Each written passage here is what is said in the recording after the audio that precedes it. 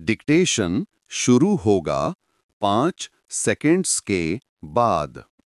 5, 4, 3, 2, 1। दुनिया भर में जलवायु संकट अब कोई भविष्य की आशंका नहीं, बल्कि एक मौजूदा हकीकत है। बदलता मौसम, बेमौसम बारिश, भीषण गर्मी और अचानक आने वाली बाढ़ जैसी घटनाएं अब सामान्य बात होती जा रही हैं। इस संकट को लेकर वैश्विक मंचों पर आवाज़ें तेज़ हो रही हैं और हाल ही में 5 अप्रैल को दिल्ली के एरोसिटी स्थित हॉलिडे इन में आयोजित क्लाइमेट रियलिटी टूर इसका ताज़ा उदाहरण है। इस आयोजन में अमेरिका के पूर्व उपराष्ट्रपति और नोबेल पुरस्कार विजेता अल गोर ने स्पष्ट शब्दों में चेताया कि अगर अभी भी हमने इस दिशा में ठोस कदम नहीं उठाए, तो हमारी अगली पीढ़ी को इसका गंभीर खामियाजा भुगतना होगा। अल गोर ने खास तौर पर युवाओं को संबोधित करते हुए उन्हें इस जलवायु युद्ध का फ्रंटलाइन सोल्जर बनने का आह्वान किया। इस आयोजन का उद्देश्य सिर्फ भाषण देना नहीं था, बल्कि इसमें उपस्थित लोगों को पर्यावरण संकट की गंभीरता को समझाने के साथ-साथ उन्हें ज़मीन पर काम करने के लिए ट्रेनिंग भी दी गई। जलवायु परिवर्तन के पीछे विज्ञान क्या कहता है? समाधान क्या हो सकते हैं? और हम व्यक्तिगत तथा सामाजिक स्तर पर क्या योगदान दे सकते हैं? इन सभी पहलुओं पर व्यावहारिक जानकारी दी गई। यह कार्यक्रम भारत में क्लाइमेट रियलिटी प्रोजेक्ट की शाखा क्लाइमेट प्रोजेक्ट फाउंडेशन के माध्यम से आयोजित हुआ, जिसकी स्थापना मार्च 2008 में भारत के प्रतिष्ठित think tank TERI, the energy and resources institute की मदद से की गई थी। टेरी एक प्रमुख शोध संस्थान है जो ऊर्जा, पर्यावरण और सतत विकास के क्षेत्र में काम करता है। 2009 में इसे एक ट्रस्ट के रूप में मुंबई में पंजीकृत किया गया और तब से यह भारत और दक्षिण एशिया में जलवायु शिक्षा और नेतृत्व को सशक्त बनाने में जुटा है। क्लाइमेट रियलिटी प्रोजेक्ट की नींव 2006 में अल गोर द्वारा रखी गई थी, जब उन्होंने अपनी मशहूर डॉक्यूमेंट्री एन इनकन्वीनियंट ट्रूथ के ज़रिए वैश्विक स्तर पर जलवायु चेतना की शुरुआत की। इसने करोड़ों लोगों को प्रभावित किया और दुनिया भर में जलवायु परिवर्तन पर नई बहस की नींव रखी। तब से लेकर आज तक ये प्रोजेक्ट दुनिया भर में कार्यकर्ताओं, वैज्ञानिकों, शिक्षकों और नीति निर्माताओं को जोड़ते हुए एक वैश्विक आंदोलन का रूप ले चुका है। भारत में इसकी शाखा के माध्यम से 1500 से अधिक प्रशिक्षित नेता जलवायु से संबंधित विभिन्न स्तरों पर काम कर रहे हैं। स्कूलों, गांवों, नगरों और नीति निर्माण के स्तर तक।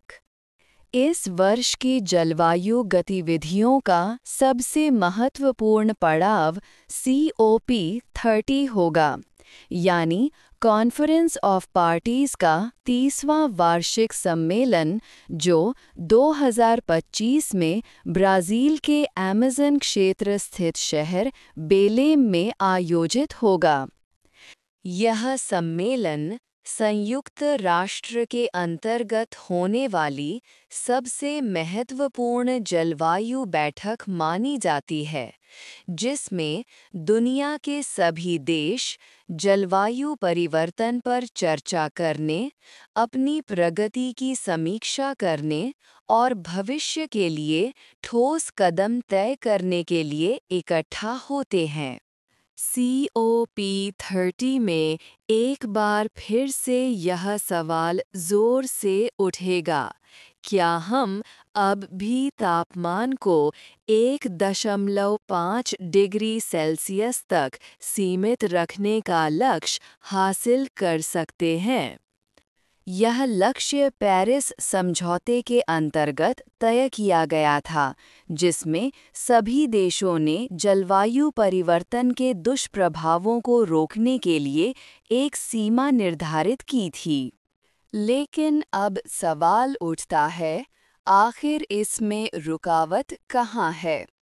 जवाब बहुत स्पष्ट है। धनी पेट्रोलियम राज्य और जीवाश्म ईंधन कंपनियां, जो दुनिया की सरकारों पर भारी दबाव डालकर अपनी सुविधा के अनुसार नीति निर्माण करवा रही हैं। ये कंपनियां न सिर्फ गलत सूचनाएं फैलाकर जनता को गुमराह कर रही हैं, बल्कि कॉप प्रक्रिया को प्रभावित करने की भी पूरी कोशिश कर रही हैं, जिससे हर कदम पर प्रगति रुकती जा रही है। यह समय है जब आम नागरिकों को जागरूक होकर नेतृत्व को यह बताना होगा कि अब केवल घोषणाएं नहीं, व्यावहारिक योजनाएं चाहिए। जीवाश्म ईंधनों को चरणबद्ध तरीके से समाप्त करने की और स्वच्छ ऊर्जा में तुरंत संक्रमण करने की।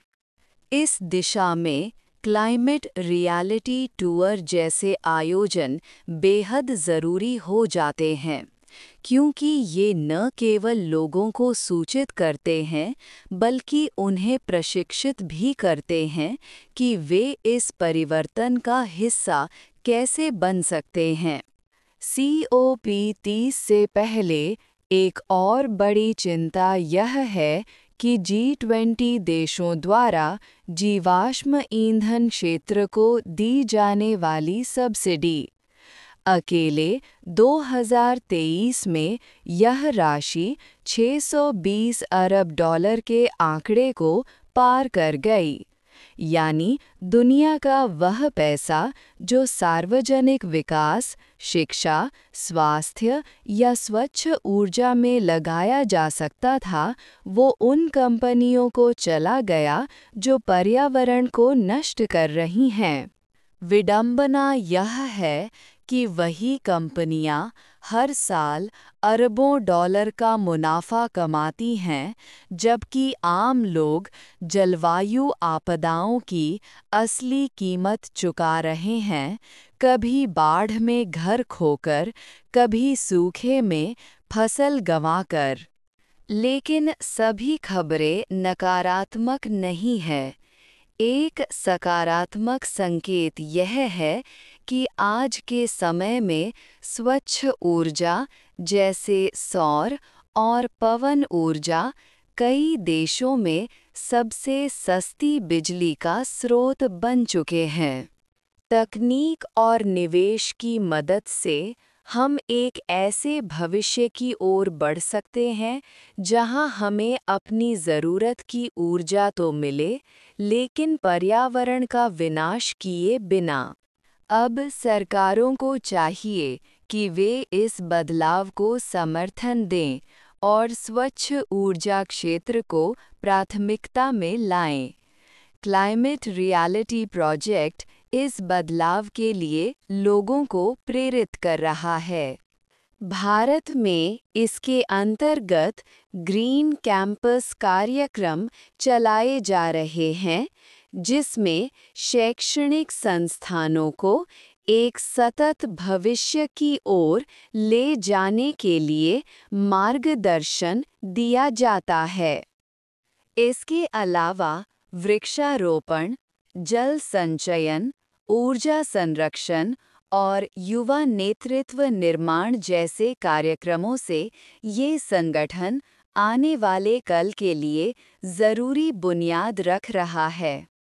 जलवायु परिवर्तन के प्रभाव अब हमारे जीवन के हर पहलू में महसूस किए जा रहे हैं।